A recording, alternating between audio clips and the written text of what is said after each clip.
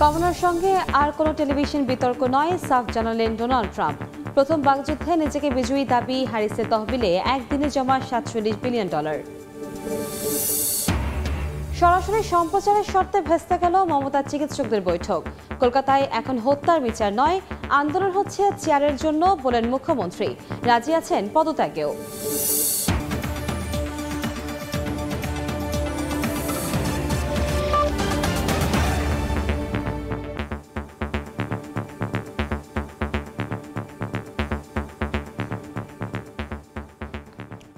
আন্তর্জাতিক সময়ের সঙ্গে আছি আমি কনক আজাদ। কমলা হ্যারিসের সঙ্গে আর কোনো টেলিভিশন বিতর্কে অংশ নেবে না বলে সাফ জানিয়েছেন ডোনাল্ড ট্রাম্প। ক্ষমতাসীন ডেমোক্রেটিক দলের প্রস্তাব নাকচ করে দিয়ে এই রিপাবলিকান প্রার্থী বলেছেন, ভোটের আগে আর কোনো বিতর্ক না। মঙ্গলবারে বাকযুদ্ধে নিজেকে বিজয়ী দাবি করেন ট্রাম্প। এদিকে বিতর্কের পর একদিনে কমলার নির্বাচনী তহবিলে জমা পড়েছে $4.70 কোটি। যুক্তরাষ্ট্র থেকে লস্কর মামুনের রিপোর্ট। চলতি সপ্তাহেই ডেমোক্রেটিক প্রার্থী কামালা হ্যারিসের সঙ্গে প্রথম টেলিভিশন বিতর্কে অংশ নেন রিপাবলিকান দলীয় প্রার্থী ডোনাল্ড ট্রাম্প। এবিসি নিউজ আয়োজিত ওই বিতর্ক দেখেছে প্রায় 7 কোটি মানুষ। মার্কিন গণমাধ্যম কামালাকে বিজয়ী ঘোষণা করলেও তা মানতে নারাজ ট্রাম্প। প্রথম বিতর্কের পর কামালার প্রচার শিবিরের পক্ষ থেকে আরও একটি বাকযুদ্ধের প্রস্তাব দেয়া হয় সাবেক এই প্রেসিডেন্টকে। তবে ভোটের আগে কামালার সঙ্গে আর কোনো টেলিভিশন বিতর্কে অংশ নেবেন না বলে সাফ জানিয়েছেন ডোনাল্ড ট্রাম্প। স্থানীয় সময় বৃহস্পতিবার অ্যারিজোনা অঙ্গরাজ্যে নির্বাচনী জনসভায় এ ঘোষণা দেন তিনি। এর আগে তার সামাজিক যোগাযোগ মাধ্যম ট্রুথ সোশ্যালেও লেখেন একই কথা।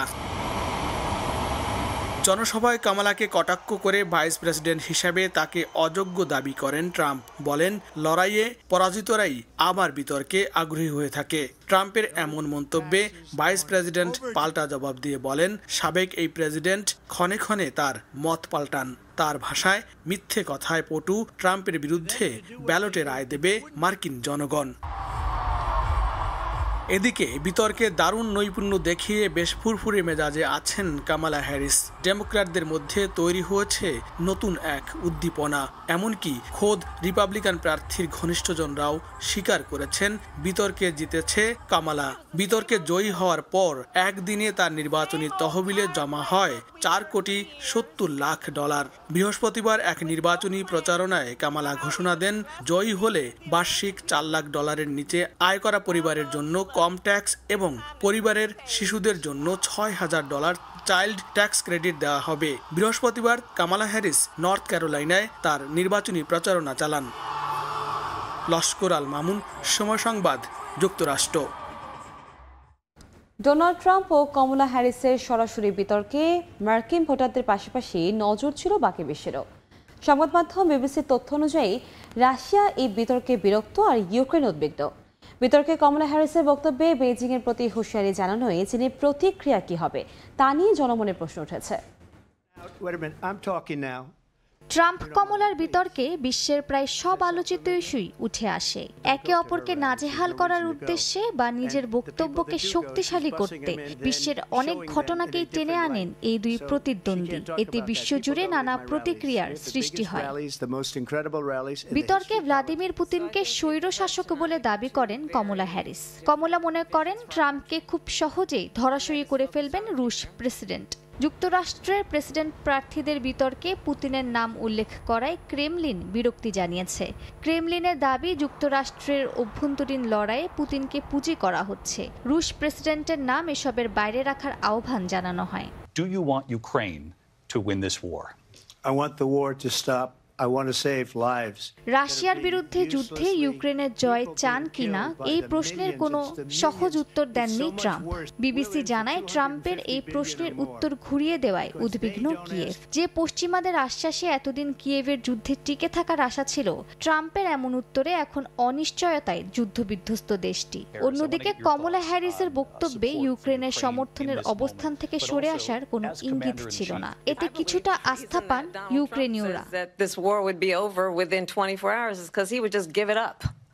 And that's not who we are as Americans. Let's understand what happened here. Taliban প্রধানের ভুল নাম নেয় সামাজিক যোগাযোগ মাধ্যমে ট্রাম্পকে নিয়ে রসিকতা শুরু হয়। তালেবান প্রধানকে আব্দুল্লাহ বলে সম্বোধন করেন ট্রাম্প। অন্যদিকে বিংশ শতাব্দীর লড়াইয়ে চীন নয়, যুক্তরাষ্ট্রেরই জয় হবে বলে জোর কণ্ঠে দাবি করেন কমলা।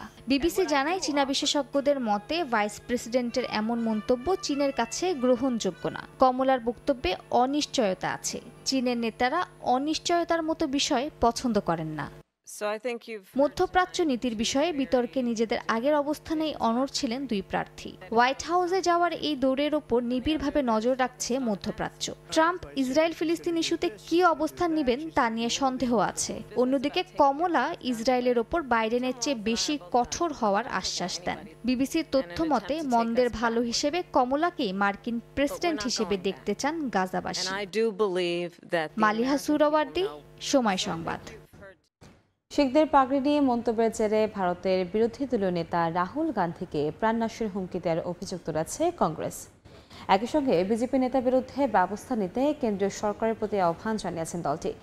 এদিকে রাহুলের মন্তব্যের প্রতিবাদে বুধবার দিল্লিতে সোনিয়া গান্ধীর বাসভবনের সামনে বিক্ষোভ করেছে বিজেপি ঘনিষ্ঠ শিখ নেতারা। তাদের দাবি, কংগ্রেস আমলের চেয়ে বিজেপির সময়ে খুব ভালো অবস্থানে আছে শিখরা।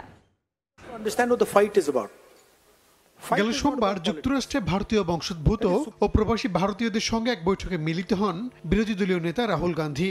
ওই অনুষ্ঠানে ভারতের নরেন্দ্র মোদী সরকারের আমলে সংখ্যালঘু জনগোষ্ঠীর ধর্মাধিকার সংকুচিত হচ্ছে বলে অভিযোগ করেন তিনি। একই সঙ্গে একজনকে দেখিয়ে রাহুল বলেন, সংখ্যালঘুরা যাতে নিজের ইচ্ছে মতো চলতে পারেন তা নিশ্চিত করতেই লড়ছে ইন্ডিয়া জোট।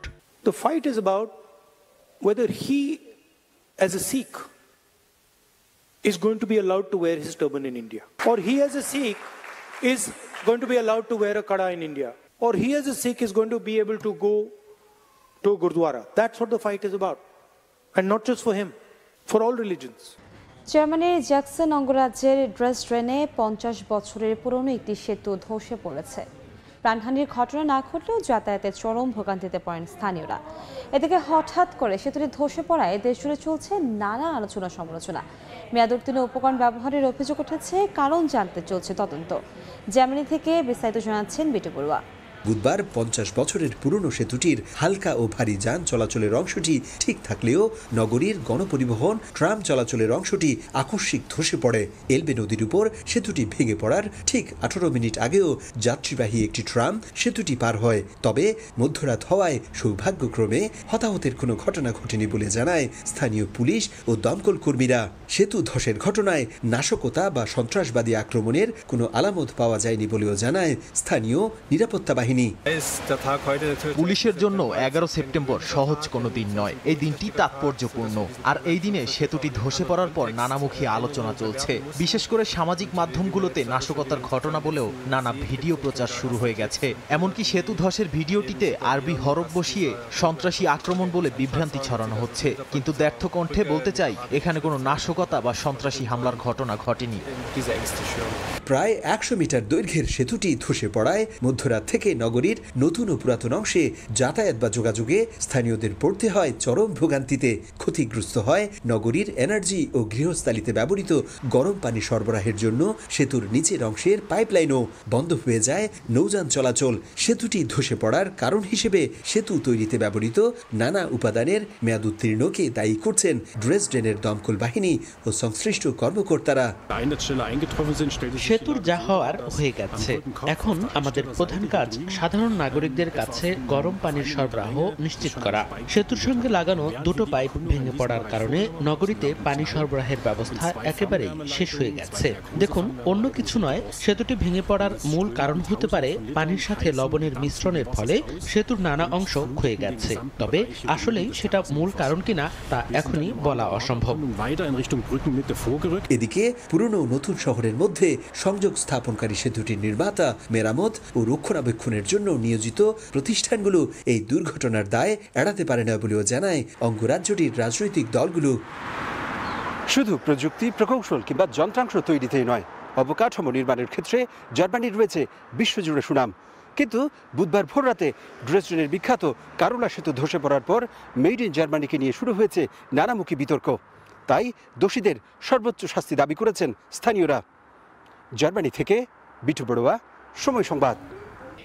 পেরুর সাবেক প্রেসিডেন্ট আলবার্তো ফুজিমোরি মারা গেছেন। রাজধানী লিমায় নিজ বাসায় বুধবার মারা যান ৮৬ বছর বয়সী ফুজিমোরি।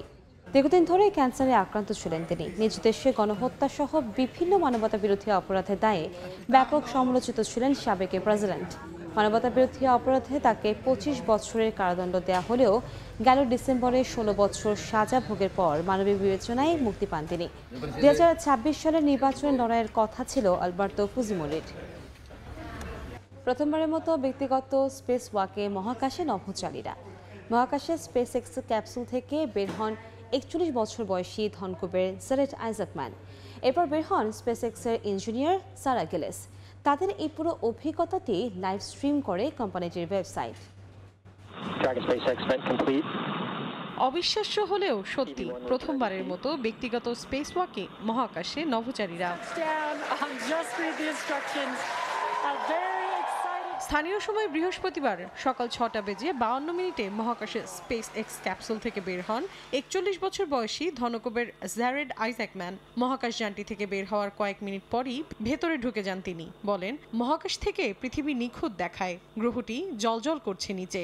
আইজাকম্যানের পর বের হন স্পেস এক্সের ইঞ্জিনিয়ার সারাহ গিলেস। এ সময় তাদের কোম্পানির ওয়েবসাইটে লাইভ স্ট্রিমিং হচ্ছিল পুরো কৌশলটি। স্পেস ওয়াকটি মহাকাশে ৩০ মিনিট স্থায়ী হওয়ার কথা থাকলেও নির্বিঘ্নে যাত্রা সম্পন্ন করতে প্রস্তুতি নেওয়া হয় ২ ঘন্টার। এর আগে স্থানীয় সময় মঙ্গলবার সকালে স্পেস এক্সের ড্রাগন ক্যাপসুলে করে মহাকাশে রওনা হন ৪ নভোচারী। টানা ৫ দিনের অভিযানের অর্থায়ন করছেন নিজেরাই। আন্তর্জাতিক গণমাধ্যমগুলোতে বলা হয়, মহাকাশে অবস্থান বা হাঁটার জন্য বাণিজ্যিক ক্রুদের নিয়ে এটি প্রথম অভিযান। জারেড আইজাকম্যানের দ্বিতীয় মহাকাশ মিশন এটি। তার সঙ্গে আরও রয়েছেন সামরিক যুদ্ধজাহাজের অবসরপ্রাপ্ত পাইলট ও স্পেস এক্সের ২ ক্রু। মৌসুমী সাথী, সময় সংবাদ। এক সময় ছিল বিরান ভূমি, এখন সেখানে সবুজের সমারোহ। ভূমি অধিকার পাওয়ার পর অ্যামাজনের পশ্চিমাংশে বনাঞ্চলের একটি স্থান নিজেদের মতো করে সাজিয়েছেন আশালি নৌকা আদিবাসীরা। জলবায়ু পরিবর্তনের ঝুঁকি মোকাবেলায় বনাঞ্চল রক্ষার এমন উদ্যোগের সুফল নিয়ে প্রতিবেদন প্রকাশ করেছে ওয়াশিংটন পোস্ট।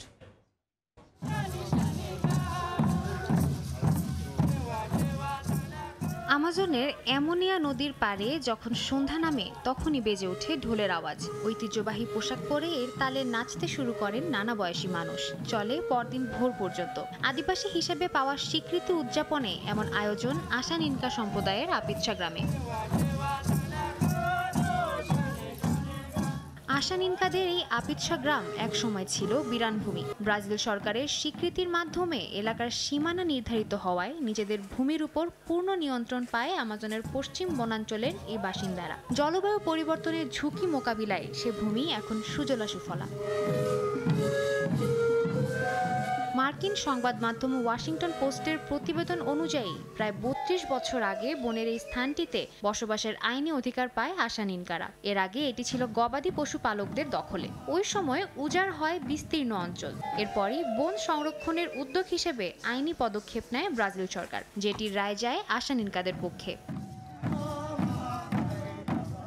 বর্তমানে গ্রামটিতে বসবাস করছে ৮০টি পরিবার, যাদের প্রত্যেকে একটি নির্দিষ্ট এলাকার গাছ যেমন রক্ষণাবেক্ষণ করছে, তেমনি লাগিয়েছে ফল ও ঔষধি গাছ। এছাড়াও আছে আলু ও কলার বাগান। তাদের এমন উদ্যোগ কিছুটা হলেও যেন ক্ষত সারিয়েছে পৃথিবীর বৃহত্তম রেইন ফরেস্টের। সাদিয়া তাসনিম, সময় সংবাদ। বৈশ্বিক চাহিদা মেটানোর পাশাপাশি ব্লুবেরিকে অর্থকরী ফল হিসেবে দাঁড় করাতে চান জিম্বাবুয়ের কৃষকরা। রাজধানী হারারের বিশাল জমিতে উৎপাদন করা ব্লুবেরি রফতানি হয় এশিয়া সহ ইউরোপের বিভিন্ন দেশে। তবে রফতানি আয় বাড়াতে ফলন দ্বিগুণ করার লক্ষ্যে প্রয়োজনীয় তহবিল সংকট রয়েছে বলে জানালেন কৃষকরা। গাছে ঝুলে আছে সতেজ ব্লুবেরি। বাছাই করা পাকা ব্লুবেরি গাছ থেকে তুলে নিচ্ছেন বাগানের কর্মীরা। পরিষ্কার করে পাঠিয়ে দেওয়া হচ্ছে প্যাকেজিং করার জন্য। একের পর এক বাক্সে মোড়ক লাগিয়ে প্যাকেজিং করা হচ্ছে, যেগুলো সরাসরি চলে যাবে বাজারজাতকরণের জন্য। রফতানি করা হবে বিভিন্ন দেশে। জিম্বাবুয়ের রাজধানী হারারের তেলানা ফার্মে দেখা মিলল এমন চিত্রের। বিশাল জমিতে চাষ করা হচ্ছে ব্লুবেরি। রাজধানী হারারে থেকে 100 কিলোমিটার পশ্চিমে তালানা খামারে 12 হেক্টর জমিতে ব্লুবেরির ফলনকে দ্বিগুণ করার লক্ষ্যে তহবিল পাওয়ার আশা করছেন চাষিরা। তাদের অনেককে স্থানীয় ব্যাংক তহবিল না দেওয়ায় ব্যক্তিগত সঞ্চয়ের উপর নির্ভর করতে হয়। 2030 সালের মধ্যে ব্লুবেরির ফলন দ্বিগুণ করার ক্ষেত্রে দীর্ঘমেয়াদী অর্থের অভাবকে বাধা হিসেবে দেখছে দেশটির কৃষি বিভাগ। তহবিল পেলে এর থেকে ব্যাপক প্রবৃদ্ধির সুযোগ রয়েছে বলে জানান কৃষক। এছাড়াও জিম্বাবুয়েতে 1 হেক্টর ব্লুবেরি বাড়ানোর জন্য ইউরোপ থেকে গাছপালা, ফসল ফলানোর অন্যান্য সরঞ্জাম আমদানি করতেও তহবিল প্রয়োজন। We are hoping that we can get funding next year to put in 8 hectares, because we are talking to various possibilities. We get more funding, we want to double the area. Blueberry বাগানের মালিক জানিয়েছেন, মিষ্টি এই ফলগুলোকে মূলত Malaysia, Indonesia, Hong Kong, Cambodia সহ এশিয়ার দেশগুলোতে রফতানি করা হয়। এর পাশাপাশি ইউরোপের কিছু দেশ যেমন ইংল্যান্ড ও জার্মানিতেও এই বাগান থেকে ব্লুবেরি রফতানি করা হয়। অর্জিতা শেহজিন, সময় সংবাদ। আন্তর্জাতিক সময়ের শীর্ষ সংবাদগুলো জানিয়ে দিচ্ছে আরেকবার। কমলার সঙ্গে আর কোনো টেলিভিশন বিতর্ক নয়, সাফ জানালেন ডোনাল্ড ট্রাম্প। প্রথম বাকযুদ্ধে নিজেকে বিজয়ী দাবি। হ্যারিসের তহবিলে একদিনে জমা $47 মিলিয়ন।